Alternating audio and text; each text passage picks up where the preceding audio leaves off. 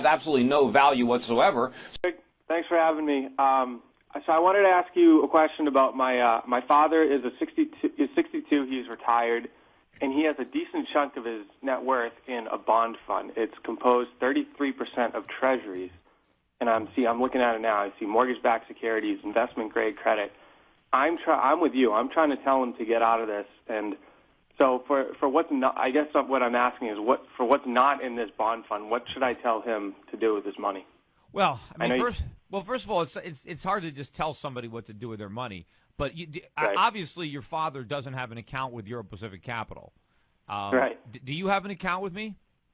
I don't. I don't have enough funding to do that yet. But what I would do is I would suggest that your father give us a call, and so that we can talk to him about what he should do, because you're right to be concerned, and you never know. I mean, you might inherit whatever your father doesn't spend before he dies, and so obviously, apart from concern for your father, you ultimately have a vested interest. Of course, if your father goes bankrupt while he's still alive because of inflation, well, then you're going to have to take care of him too. So there's a lot of reasons why you don't want your father to lose a lot of money, and I believe, and I think you're concerned too, that if your father is heavily invested in treasuries and other types of dollar-denominated bonds, that portfolio is going to get wiped out. I think it's going to get wiped out to inflation. It's going to get wiped out to rising interest rates, or it could get wiped out to default, right? All those things can happen. And I think you've got too many people who have put too much faith in the dollar and in the U.S. Treasury market. They refer to it as risk-free return. The reality is it's return-free risk. And people are not cognizant of how much risk there is. So rather than just tell your dad what to do, I think it'd be better if we can explain to him, have somebody talk to him about what the risks that he might be missing in the Treasury market are, and actually showing him what else is out there. Because there are a lot of other ways to invest money around the world. Yes, you're going to have to take a little bit more volatility. You're going to have to take more risk, or a different kind of risk. But I think that you can get good returns around the world in debt instruments, bonds, in stocks that I don't think have the inflation risk that treasuries have, or don't have the risk of rising rates because the rates are already much higher. If you own a long-term bond that has a very, very low yield and then rates go up, that bond is in a lot of trouble. So there's a lot of interest rate risk in the Treasury market. There's a lot of inflation risk, and I believe there's even default risk. Now, most people will say there is no default risk, but I'm not going to say that, because I think if the government does the right thing and lets interest rates go up, then the Treasury has to default. The only way the Treasury won't default is if there's massive inflation, but that's simply default by another name. So that's what the government does, right? There's no way that they can pay the money back, which means there's no way that your father can get paid back legitimately. So either they default by not paying him back, or they default by paying him back with money that doesn't have any value. But either way, he loses, so he should contact. And you can be on the phone, too. You can get involved in a discussion with your dad and a representative at Euro Pacific Capital. So I thank you for your call. Look forward to working with your dad and you, maybe if you get involved. We got a commercial break. We'll be back. We're going to take more calls. 855-4SHIFT is our number. Stick around.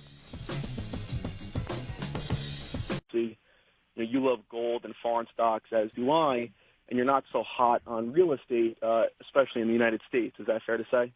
Yeah, I think that real estate is going to lose value in general because of the declining standard of living of the United States. So if the country is poor, look at Detroit for an example, right? They're giving away houses for $500 a piece.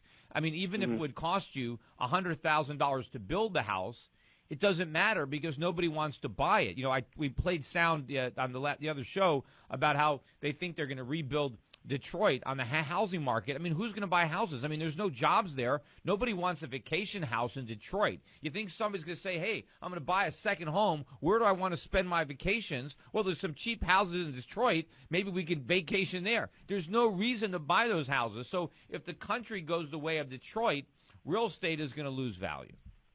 Yeah, obviously I agree with you. Speculating in single-family homes I don't think is really a great play, but I just wanted to come on and kind of put up a defense for investing in multifamily units, apartments, and not even 500-unit apartments. But, to me, an 8 or 10-unit apartment building that's well-managed I think because Yeah. you're investing for cash flow rather than capital gain. Yeah, it depends where it is. If it's in North Dakota, yeah, you're going to have some tenants because they're going to have jobs. It depends on where the jobs are, because I think as inflation really kicks in and as prices for food and energy and things like that really go up, people aren't going to have money to pay their rent. And so what are they going to do? They're going to stop paying their rent, in which case now what are you going to do? You have, people are going to take on roommates. They're going to live with their family.